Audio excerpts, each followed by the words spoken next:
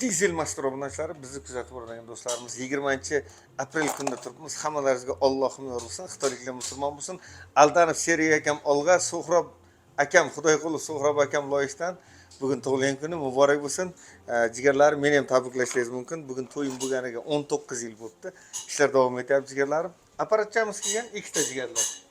Ikkita to'rttalik yana bugun keldi. Kecha ham ikkita to'rttalik kelgandi, bitta havomiz kelgan. Xudo olsa Allohim qodir qilsa chiroyli qilib remont qilib beramiz. Safar Murod akam kelgan.